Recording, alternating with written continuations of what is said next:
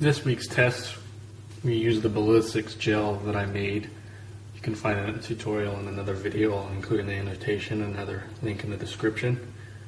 We compared the 40 Smith & Wesson Federal HST 180 grain and the Winchester PDX1 165 grain.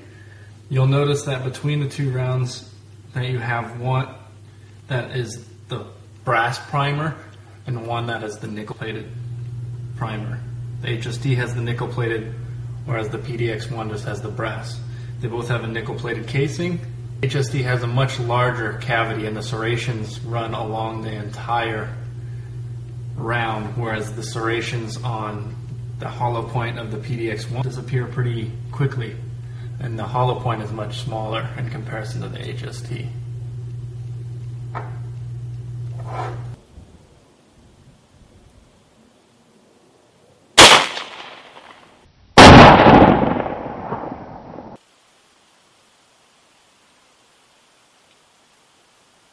The entrance wound is right here. You have a stretch cavity of about 2.5 to 3 inches, depending on which those are. You can actually see the spiral of each individual petal cutting through.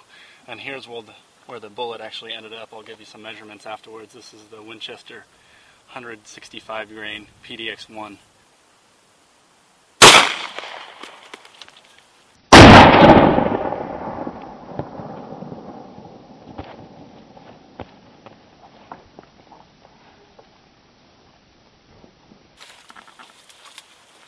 Side actually. Oh, no, not right here. Yeah, put it other way around. Oh, you're all dirty now, baby. Oh no, it didn't. It's right there. It was just such a shock that it. Here, let me see it. It's right here. It penetrated less than the 165. Broke the gel. And the shock alone broke the gel. All right. So here is where it ended up.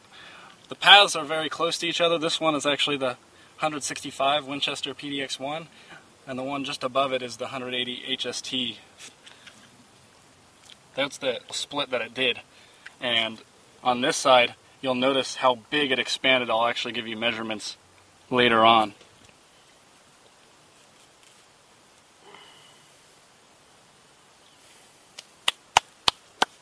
So it didn't expand 100% evenly. Just one petal is kind of not the same as the other ones, but expanded pretty good. Nasty piece of lead here. This is a real bullet right there. The baddest of them all.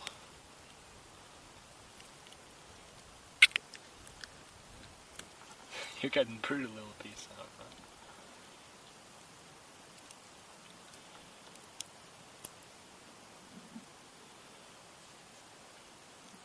huh? Now this is the real deal. Look at that expansion right there. Now what would you rather have? 180 grain HST, 165 grain Winchester PDX1. No actual jacket separation here on either of them. This one didn't open exactly evenly, so I'll give you an average diameter on this one as well as an average diameter on this one. Zero this. Let's see in inches. Somewhere in America.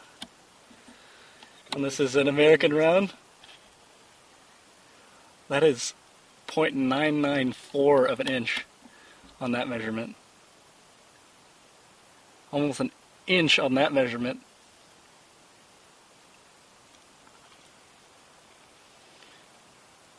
.023. So give it an average of an inch about. This one's a little bit smaller, 0.95. Yeah, that's the same one here. 0.99. Let's measure the longest part of this one.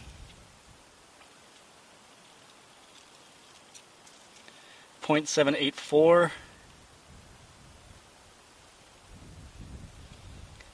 0.627.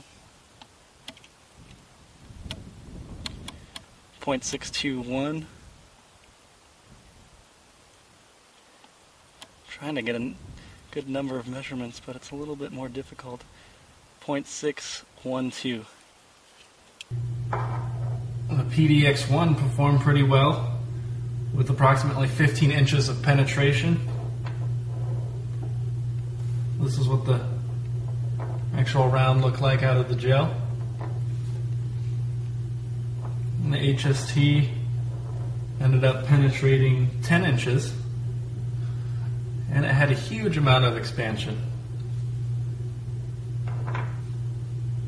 No jacket separation on either. So you can determine which one I would carry. This one is better because there's less penetration. It transfers more of the force initially, and I don't really have to worry about it over penetrating. Here are the numbers. I took a 5 measurement average from the HST, which came out to 0.992 of an inch. And the average, 4 measurement average of the PDX1 is 0.661 of an inch. And let's compare that to, this is just a standard full metal jacket, 180 grain. This one more than doubled in size, and this one ended up being about 50% in size.